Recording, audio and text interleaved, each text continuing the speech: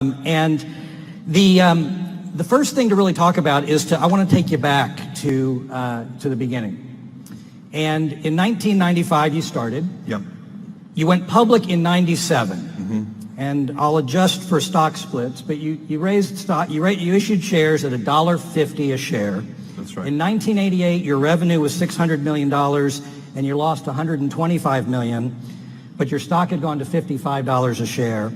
So you doubled down, sales went up threefold, you lost another $400 million, but your stock went up to $76, $27 billion of market cap, your personal net worth of $9 billion. Take us back to that time where the market is telling you you're doing great, but you have red ink in the company. You took on $2 billion of debt from 99 to 01 while you doubled sales yet again. What were you thinking back then? Well, that's a great question, and it is kind of fun to go back and think about those days. In those days when we had, when I started the company and it was just one person, and then there were 10 people, and today there are almost 600,000 people, so there's a lot of change. But back in that time, we were still a pretty small company by most standards. But we were growing fast, and it was very exciting. When I started, I was driving all the packages to the post office myself. I knew the UPS guy so well that he would let me in even like 5 minutes after closing. So it was, I hoped one day we'd be able to afford a forklift. It was that kind of operation. We were so inefficient with our operations and logistics in those early days when there were just 10 of us that I didn't have packing tables. We were packing on the floor on our hands and knees. And I said to one of the software engineers who was packing alongside me, you know what we should do? We should get knee pads. And he looked at me like I was the dumbest guy he'd ever seen in his life. And he said, Jeff, we should get packing tables. And next day I got packing tables, and it doubled our productivity. And so, but in the era you're talking about, we had gone public, and you're right, on a split adjusted basis, it's $1.50 a share in today's terms. And the market became very quickly a kind of an internet bubble kind of market, and the stock prices went up very, very high. When I raised the initial funding for Amazon, I had to talk to 60 prospective investors to raise $1 million, and I raised $1 million from 22 different investors, $50,000 at a time, and they got 20% of the company for $1 million, and that was in '95.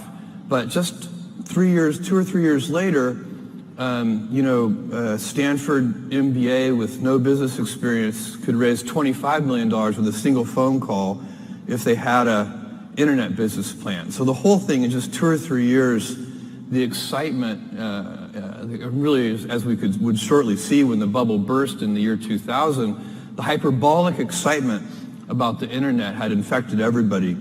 And I knew that we had I liked our business, and I liked the fundamentals of our business, but I also knew that the stock price was disconnected from what we were doing on a day-to-day basis. And so I was always preaching. We would have all hands meetings, and it was a small number of employees at that time, but probably, let's see, in '97, I think we would have had a few hundred employees. We would have all hands meetings, and I would say, look, we got to remember the great quote from Benjamin Graham that in the short run, the stock market is a voting machine. In the long run, it's a weighing machine. So don't think about the daily stock price, because it was going up every day. The stock price was going up. And I didn't want, because all the employees had stock options, and I didn't want them counting their success that way. And so I would say, look, when the stock is up 30% in a month, don't feel 30% smarter, because when it's down 30% in a month, then you're going to have to feel 30% dumber, and it's not going to feel as good. Right. And it was good that I kind of laid that groundwork, because sure enough, in the year 2000, the whole thing came tumbling down. I think Amazon Went back stock to about $6. went down to $6, and that I don't even know if that's on a split adjusted basis. Yeah. I think that's probably that was on a split adjusted basis probably below $1. So, and did you ever doubt the business model at that point? No. So it's very interesting to me because I had all the internal metrics on, how many customers we had and what was going on, and I could see people thought we were losing money because we were selling dollar bills for 90 cents, even though we were very clear that we were not. We had high fixed costs, but we had contribution margin, positive contribution margin. And I just knew that it was a fixed cost business, and as soon as we reached a sufficient scale, we would have a very good business. And so that was that understanding of the fixed nature of our expenses relative to physical world retail is what led us to have the get big fast strategy. We knew that it would be that our economics would be very much improved if we could have a sufficient scale. So we worked hard on that. And so at that time, you're preaching the benefits of e-commerce and really disintermediating the business. So fast forward to today, now we have content, we have physical Amazon stores, we have Amazon cashierless stores, which we used to call shoplifting, and then now it's shoplifting without the jail time. That's right, and then buying Whole Foods here from a Texas company. So how does that fit together, your vision, and then how do you manage these disparate businesses with different cost structures now? Yeah, well, and by the way, just finishing up a little on that prior point before I answer that question, and also with the memory of Barbara Bush in all of our minds, I think part of, a lot of people in this room are entrepreneurs, started their own businesses, done various things, taken risks of various kinds, and I think one of the precursors, one of the foundational things to being able to take risk is to have had some kind of support from somebody. You have to have some mentors. You have to have somebody who loves you. These are the kind of things that build up and allow you to kind of, jump off into uncharted terrain and do something new because you have a support system of one kind or another.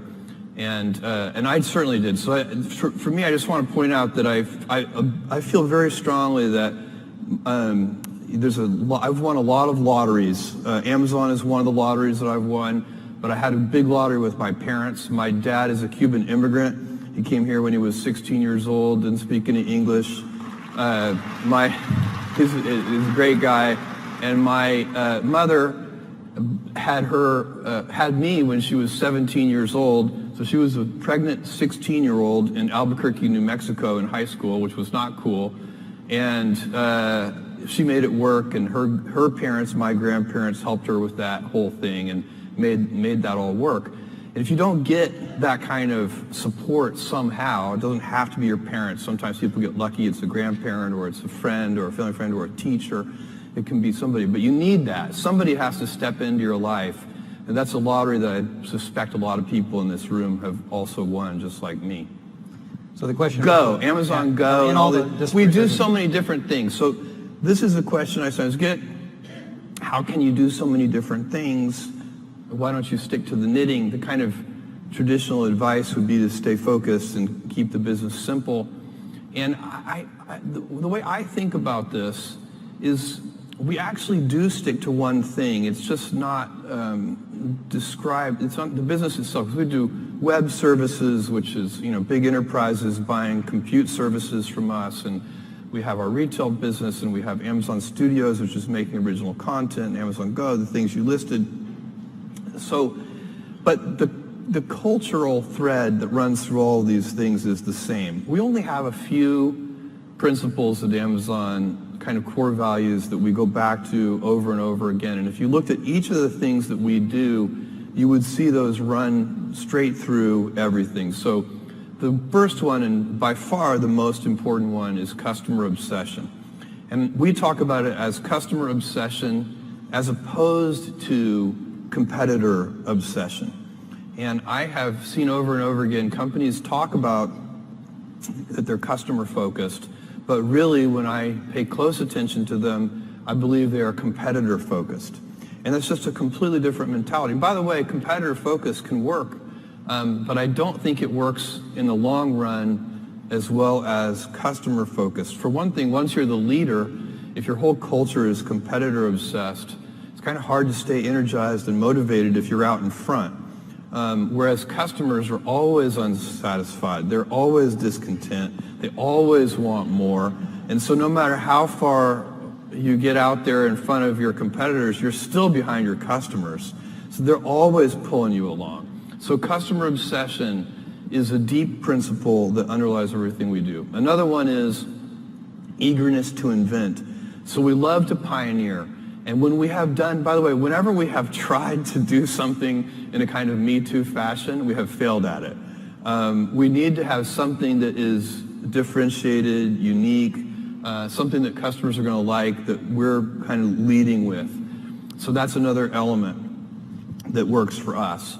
And then another one is long-term thinking. We are willing to take some time and be patient with our business initiatives, and that runs through everything. So a lot of our competitors might have 2 to 3 year kind of time frames, and we might have more of a 5 to 7 year sort of time frame. And then the last one, operational excellence. So literally, how do you have high standards around, identifying defects, fixing defects at the root, all of those kinds of things that lead to what I think also can be in a simpler way just stated as professionalism, that you want to do things right just for the sake of doing them right. So let's talk about that with another, I guess this is a corollary. Now that you have about 600,000 employees, I calculated you're adding about 250 people a day. You've mentioned that you're trying to fend off day 2. Yeah. And you've said that day 2 is stasis, followed by irrelevance, followed by excruciatingly painful decline, followed by death. That is why it is always day 1. Yeah. How's that work? Well, so day 1, this is a phrase that we use at Amazon all the time. I've been using it in my first annual shareholder letter from 20 years ago. And we say it's always day 1. And it needs to be day 1 for the reason that you just mentioned. And so the real question for me is, how do you go about maintaining a day 1 culture? It's great to have the scale of Amazon. We have financial resources, we have lots of brilliant people, we can accomplish great things, we have global scope, we have operations all over the world.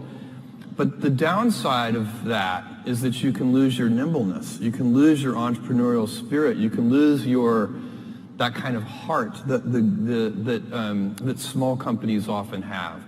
And so if you could have the best of both worlds, if you can have that entrepreneurial spirit and heart, while at the same time having all the advantages that come with scale and scope, think of the things that you could do. And so the question is, how do you achieve that? The scale is good because it makes you robust. A big boxer can take a punch to the head. The question is, you also want to dodge those punches. So you'd like to be nimble. You want to be big and nimble.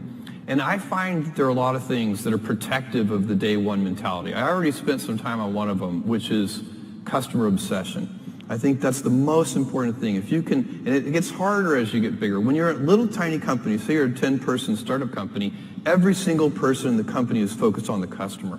When you get to be a bigger company, you've got middle managers, and you've got all these layers, and those people aren't on the front lines. They're not interacting with customers every day.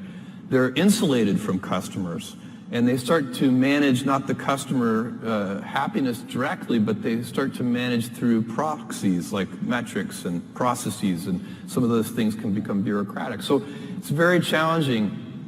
But one of the things that happens is the decision-making velocity slows down. And I think one of the reasons that happens is that people, all say junior executives inside the big company, start to model all decisions as if they are heavyweight, irreversible, highly consequential decisions. And so even two-way doors, you make a decision, it's the wrong decision, you can just back through the door and try again. Even those reversible decisions start to be made with heavyweight processes. And so you can teach people that these pitfalls and traps, and then teach them to avoid those traps. And that's what we're trying to do at Amazon, so that we can maintain our inventiveness and our heart and our kind of small company spirit, even as we have the scale and scope of a larger company. So 600,000 people, small company, which that's a trick. So I know the Bush Center, we focus on leadership. And I know that you're also a voracious reader. And you're fond of a book by Nassim Taleb called The Black Swan. Yeah, sure. And it's about human tendencies to reduce things to anecdotal stories. And to shield us from sort of the randomness of the way things actually happen. Building narratives. Yeah. And how we humans instill can that? create a narrative around anything. To connect any sequence of facts, we can create a narrative. So how do you infect that throughout the whole organization when you have that many layers? Well,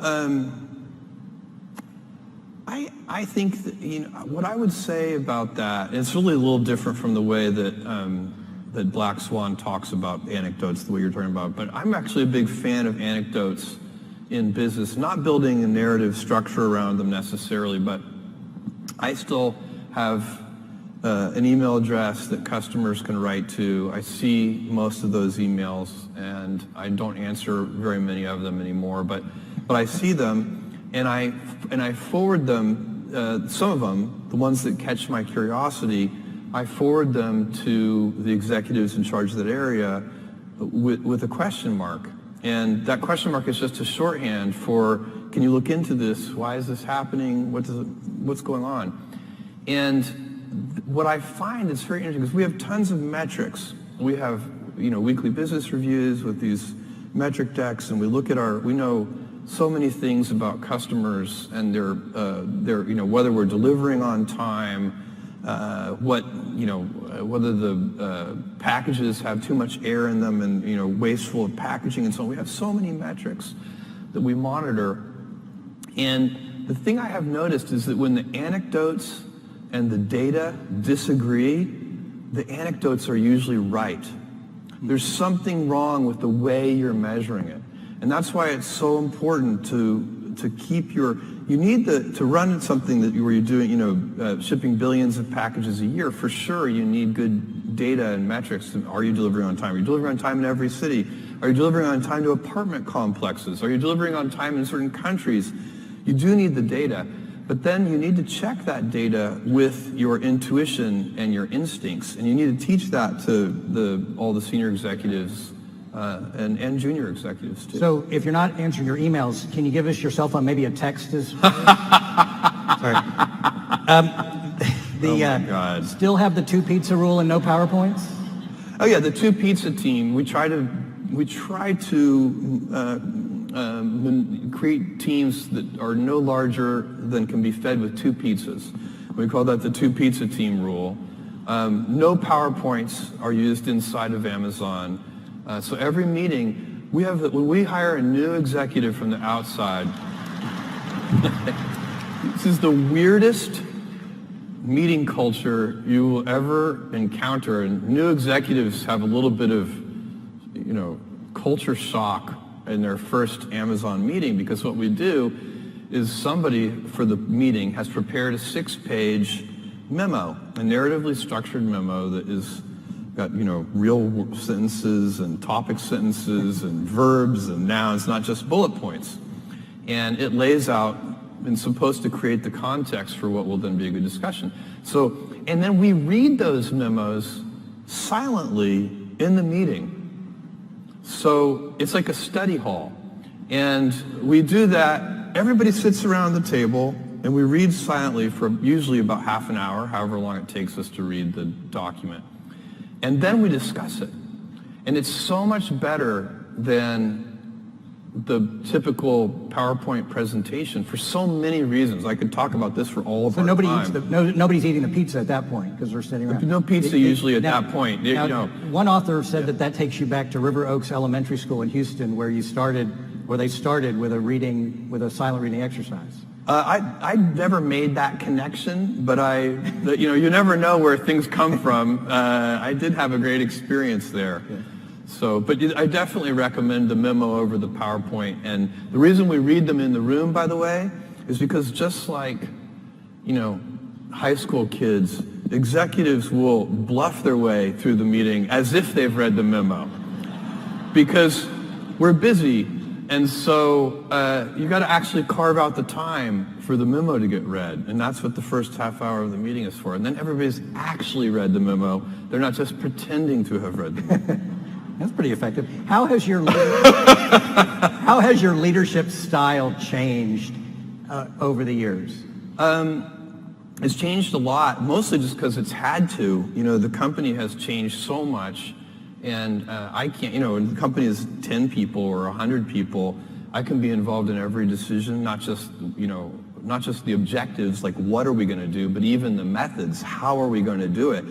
As the company gets bigger, you know, the CEO or the founder or whoever it is leading the company cannot be involved in all of those decisions. They certainly cannot be involved in the methods of how things are going to get done. So you do have to change your leadership approach as the company scales. But the principles of the company have not changed. In fact, I probably spend more of my time now on culture and trying to set high standards for things like customer obsession and inventiveness and things like that. So for me, I'm kind of a teacher now, so it's changed quite a bit, and I have this great luxury. I love my job. I tap dance into work. I just got back from an amazing vacation in Norway. I got to go dog sledding and go to a wolf preserve and all this really cool stuff. But I couldn't wait to get back to work because it's so fun. And one of the reasons it's fun for me is I get to work in the future. So my job, I have very limited kind of day-to-day operational needs. You know, I've constructed my job so that I don't have to be pulled into the present. I can stay 2 or 3 years in the future. And actually, I'm always advising my senior team, the people who report to me, that they should organize themselves in the same way. We're big enough now that they need to be able to look around corners. They can't be, if something pulls me into the present, it's because something has gone wrong. You know, and we need to, you know, kind of figure it's a firefighting exercise. And that's not how you should be running a business of this scale. So it's changed a lot. Okay, so following up with that, you were quoted as saying, I believe you have to be willing to be misunderstood if you're going to innovate. So how are you misunderstood? If you're going to do Amazon? If you're going to do anything new or innovative, you have to be willing to be misunderstood. And if you can't tolerate that, then for God's sake, don't do anything new or innovative. Every important thing we've done has been misunderstood, often by well-meaning, sincere critics, sometimes, of course, by self-interested, insincere critics. But you know, I'll give you an example. 1,000 years ago, we started this thing called customer reviews, and we let customers review books. We only sold books at that time, and customers could come in and rate a book between 1 and 5 stars, and they could write a text-based review. You guys are very familiar with this. It's now a very normal thing. But back then, this was crazy, and the publishers, the book publishers, did not like this because, of course, not all the reviews are positive. And I got a letter from one publisher that said, I have a good idea for you. Why don't you just publish the positive customer reviews? And I thought about this, and the argument he was making to me is that our sales would go up if we just published the positive customer reviews. And I thought about this, and I thought, I don't actually believe that, because I don't think we make money when we sell something. We make money when we help someone make a purchase decision. And it's just a slightly different way of looking at it, because part of what they're paying us for is helping them make a purchase decision. And if you think about it that way, then you want the negative reviews too. And of course, it has been extremely helpful for people to have negative customer reviews. And by the way, it's come full circle now, where the product manufacturers use the customer reviews to improve the next generation of the product. So it's actually helping the whole ecosystem. And now nobody criticizes customer reviews. And in fact, if you were to, here in the year 2018, if some e-commerce company were to say, we're only going to publish the positive customer reviews, that would be the crazy thing that would get criticized. So the new and innovative quickly becomes the new normal, and then it's the new incumbent idea, and then it doesn't get criticized. By the way, more generally, what I preach at Amazon to all of our employees is when we are criticized, there's a simple process that you need to go through, which is first you look yourself in the mirror and decide, is your critic right? Do you agree? Are we doing something wrong? If you are, change. And by the way, if you look yourself in the mirror and you decide that your critic is wrong, as we did with the customer reviews, then do not change, no matter how much pressure is brought to bear. Do the right thing in that case as well. Have a deep keel. You have to have a deep keel. Good. So why don't we shift to personal, away from Amazon a little bit. If you could write your legacy, what would you want your legacy to read? World's oldest man. I stole that. That's not original. But I would love it. Let's work on that. I keep telling my biotech friends, hurry. What the hell, guys? Come on.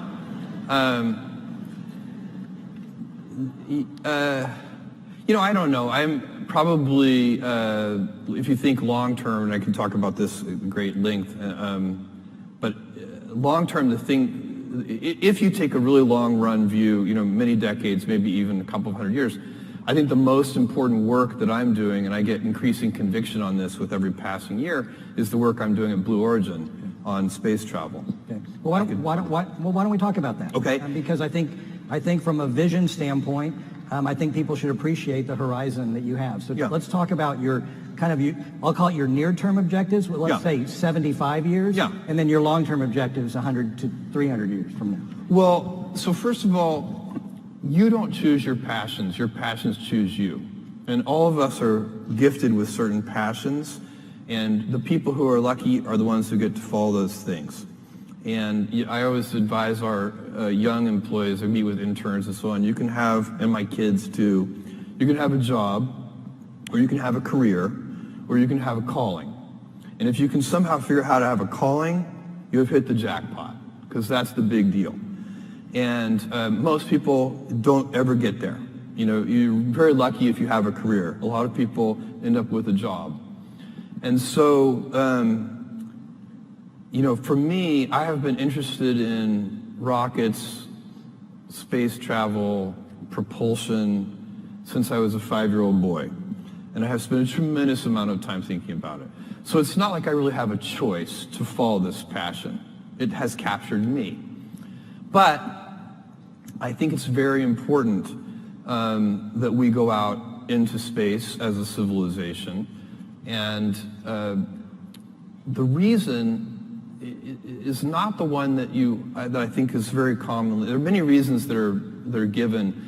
One of the reasons that is out there, and it's a very old idea, one of the people who first articulated it very well was Arthur C. Clarke. He said, all civilizations become spacefaring or extinct.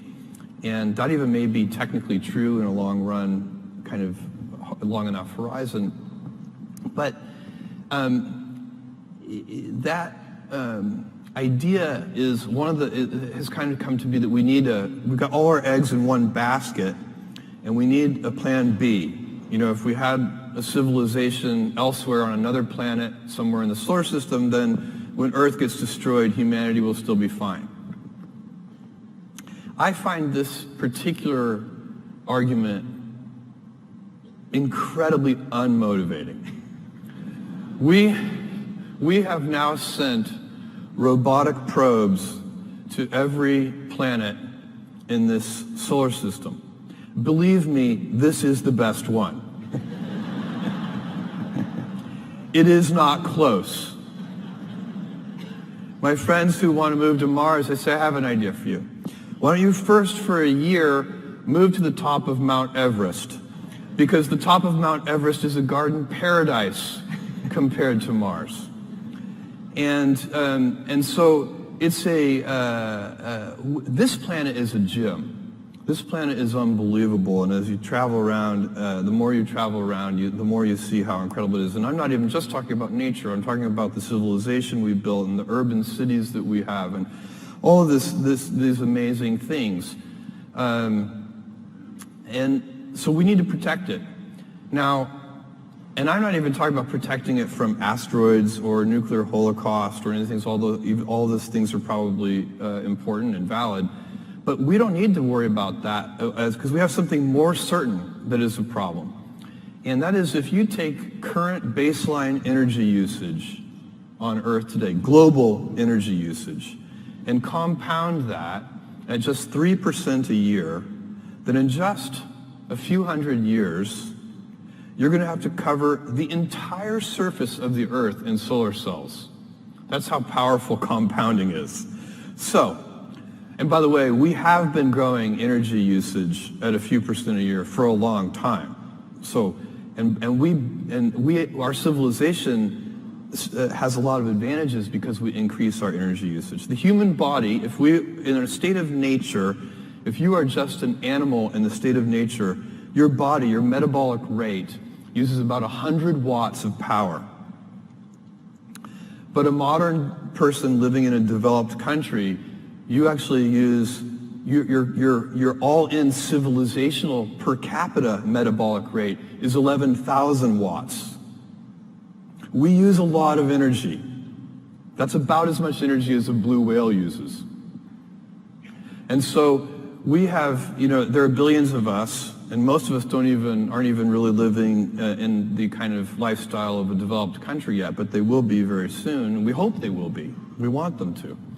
And so you're going to face a choice, and you won't face this choice, and I won't face this choice, but your grandchildren's grandchildren will face this choice.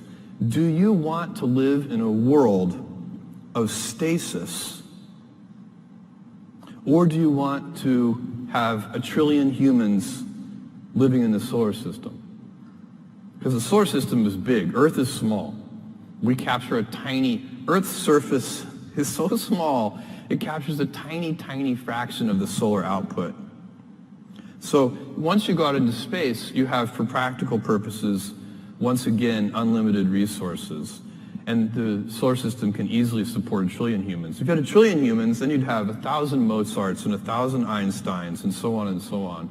That would be a dynamic, incredible civilization in which you would want your grandchildren's grandchildren to live in. I think ultimately, Earth becomes zoned, residential and light industrial. And, we'll have universities here and beautiful parks and houses, but we won't have big factories here. All of that will be much better done in space, where we have access to much higher quality resources. And so that's going to take that's a multi-100-year vision. And my piece of this vision is I'm taking my Amazon lottery winnings and I'm converting them into reusable rocket vehicles so that we can lower the cost of access to space. Because right now the price of admission to do interesting things in space is just too high. If I look at what Amazon was able to do 20 years ago, we didn't have to build a transportation network. It already existed. That heavy lifting was in place. We didn't have to build a payment system. That heavy lifting had already been done. It was the credit card system. We didn't have to put a computer at every desk. That had already been done too, mostly for playing games, by the way, and so on. So all the pieces of heavy lifting were already in place 20 years ago, and that's why, with $1 million, I could start this company. Today, and then there are even better examples on the internet over the last 20 years. Facebook started in a dorm room. I guarantee you 2 kids cannot build a giant space company in their dorm room. It's impossible. But I want to create the heavy lifting infrastructure, kind of do the hard part, so that the future generation, 2 kids in a dorm room, will be able to create a giant space company. So that's the goal. And then, thank you, you're not going to... you're not going to achieve the vision that I just laid out of 1 trillion humans living in space and having this dynamic world without a big industry made up of thousands of companies. But it has to start with making the vehicles much more productive. And right now, you use a rocket once and you throw it away, and that is just a very expensive way to do business. So can I talk then about another element to get you to discuss your vision? This may not be germane to the work you're doing, but you are one of the great thinkers. Artificial intelligence. Yeah. Pros and cons. We've heard people talk about the great benefits. We've heard about disrupting and changing and leaving us all in a jobless society. We've heard autonomous weapons are a disaster. Yeah. Where do you fall on your vision of where artificial intelligence is going to go, and also some of the more cautionary, also some of the benefits? Well, you mentioned a few things there. Each of those is worth visiting because they're different. I think autonomous weapons are extremely scary. I think it's a big, and you, by the way, do not need general AI. So right now, the things that we know how to do, you should think of those things as what is called narrow AI. Things like machine vision and so on. To build incredibly scary autonomous weapons, you do not need general AI. The techniques that we already know and understand are perfectly adequate, and these weapons, some of the ideas that people have for these weapons are in fact very scary. And so I don't know what the solution to that, but smart people need to be thinking about that, doing a lot of R&D. Is there a kind of, it'd have to be a big treaty like the Geneva Convention or something that would help regulate these weapons, because they're actually, they have a lot of issues. So that one I think is genuinely scary. The idea that there's going to be a general AI overlord that subjugates us or kills us all, I think is not something to worry about. I think that is overhyped. First of all, we don't know, we're nowhere close to knowing how to build a general AI, something that could set its own objectives. We have no idea. We don't even, it's not even a valid research area. We're so far back on that one. So I think that's a very long-term prospect that it could even happen. But second of all, I think it's unlikely that such a thing's first instincts would be to exterminate us. That would seem surprising to me. Maybe unemploy us. Much more likely it will help us, because we're perfectly capable of hurting ourselves. Maybe we could use some help. So I'm optimistic about that one, and certainly don't think we need to worry about it today. And then the jobless, is AI going to put everybody out of work? I am not worried about this. I find that people, all of us, I include myself, we are so unimaginative about what future jobs are going to look like and what they're going to be. If I took you back in time 100 years, when almost everyone was a farmer, and I told, we're at some big farming convention or something, and I say, in the year 2018, there is going to be a job occupation called massage therapist. They would not have believed you. And in fact, I was telling this story to a friend, and they said, Jeff, forget massage therapist. There are dog psychiatrists. And I went. You can probably find one on Amazon. I went and looked that up on the internet. Sure enough, you can easily hire a psychiatrist for your dog. And so, there is. We humans like to do things, and we like to be productive, and we will figure out things to do, and we will use these tools to make ourselves more powerful. And in fact, what I predict is that jobs will get more engaging. Yes. Because you have to remember, a lot of the jobs today are quite routine. They are not necessarily anybody's, as I said before, career or calling. And so I predict that because of artificial intelligence and its ability to automate certain tasks that in the past were impossible to automate, that not only will we have a much wealthier civilization, but that the quality of work will go up very significantly, and that a higher fraction of people will have callings and careers relative to today. So can I bring you back down to the present a little bit, and then I'd be remiss if I didn't use some of our time on your personal purchase of the Washington Post. Yeah. So you buy the Washington Post a few years ago. Is it going the way you thought it would go? Much better, much faster. So the Post is profitable today. So I bought the Post in 2013. The Post was still a fantastic institution at that time, but it was in great financial difficulty.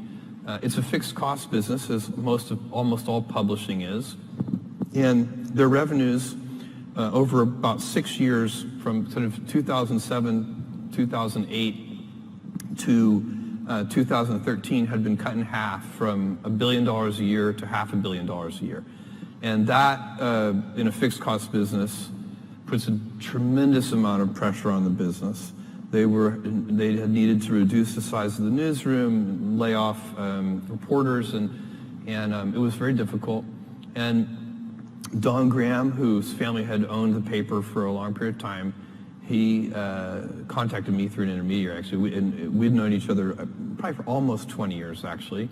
And I was very surprised, but he said that he was interested in selling the paper.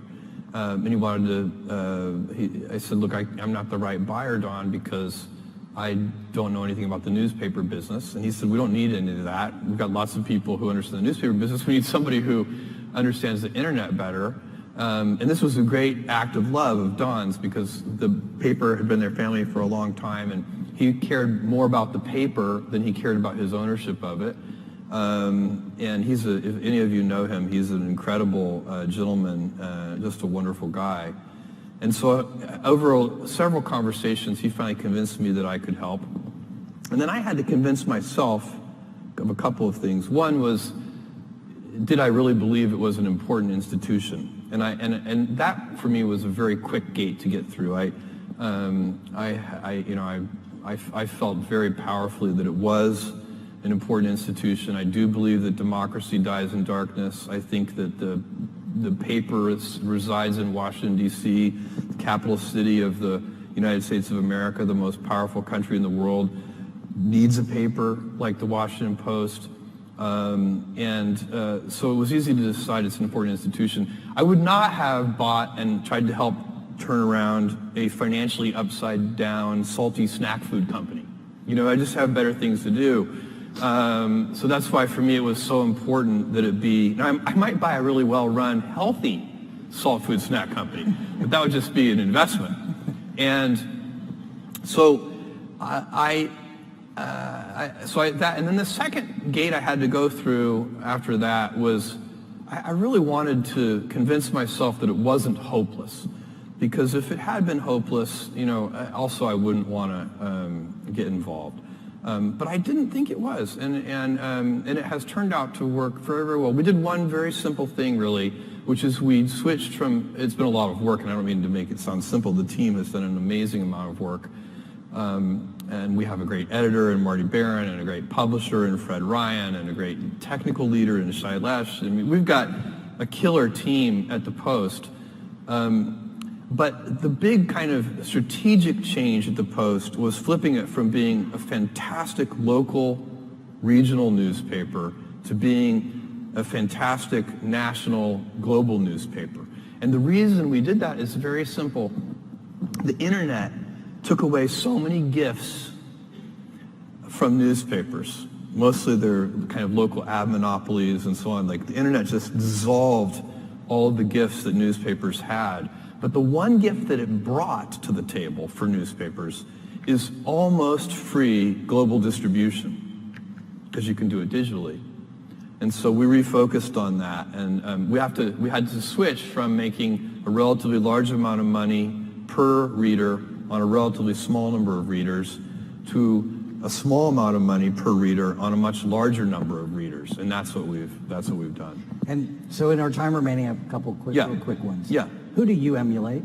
What kind of role model? Yeah, who do you look at? Oh, a bunch of people. I have been a Warren Buffett fan. In the business realm, I've been a Warren Buffett fan since my early 20s. I read the things he writes. So he's a very big fan. I think kind of CEOs today out there that I like, again, in the business realm, Jamie Dimon. I think if there are a couple of CEOs that I think if I were a big shareholder in JP Morgan Chase, I would just show up every Monday morning with like pastries and coffee for Jamie, and I would be like, so you happy? You good? Because I think he's a terrific executive in a very complicated company. Same thing, Bob Iger at Disney, I think is a superb executive. So probably bring him pastries. So there are a lot of role models. Healthy pastries. Well, yeah, I guess I hadn't thought about that. That's right. Yeah. And then outside of that, I've had lots of role models throughout my life. Some of my teachers at River Oaks Elementary School that you mentioned. I had my parents, who I talked about a little earlier. I didn't talk too much about my grandfather, but he was a gigantic influence in my life. I had the great good fortune, because my mom was so young, my grandparents would take me every summer, starting at age 4, every summer, kind of to give her a break, really, for the whole summer. So I'd be with my grandparents, and on their ranch in Cotulla, Texas, which is halfway between San Antonio and Laredo. We lived in Houston, and so we would make the 5-hour drive out to Cotulla. They'd drop me off, spend a couple of days there, then they'd go back to Houston. I'd spend the summer. And I went every day to the ranch with my grandfather to help. Now, a 4-year-old boy on a ranch in South Texas is not a lot of help. But I didn't know that. I thought I was helping, and then by the time I was 16, I actually was helping. So I have, I can suture up a prolapsed cow. I can fix windmills. My grandfather was so resourceful, and that he made his own veterinary needles. He would take a little piece of wire and pound it flat with like a oxyacetylene torch, and then drill a little hole through it, and then we did all of our own veterinary work. Some of the cattle even survived, and so we had great fun out there. We built barns and welded things, and he bought a D6 Caterpillar bulldozer used. It was like 1955 model year for $5,000. It was completely broken. The gears were stripped. And then we spent, a whole summer repairing that. And the first thing we had to do to repair it was build a crane to take the gears out of the transmission. And so, what I learned from watching him was just how resourceful he was. He didn't ever call a repairman. He figured it out. And I do think that that's one of the things that, super lucky for me to grow up in that environment where you got to see resourcefulness in action. So my grandfather, giant role model for me. Jeff, you're an American icon, and these stories really reflect how grounded you are. And starting a company from the time where you were doing it yourself to where you are today, and to maintain that touch that you have at the same time that you have this vision, is really what leadership is all about. The Bush Center, we focus on developing and recognizing leadership, and that's what we're doing this week. Our time is up, and I do want to thank you. I also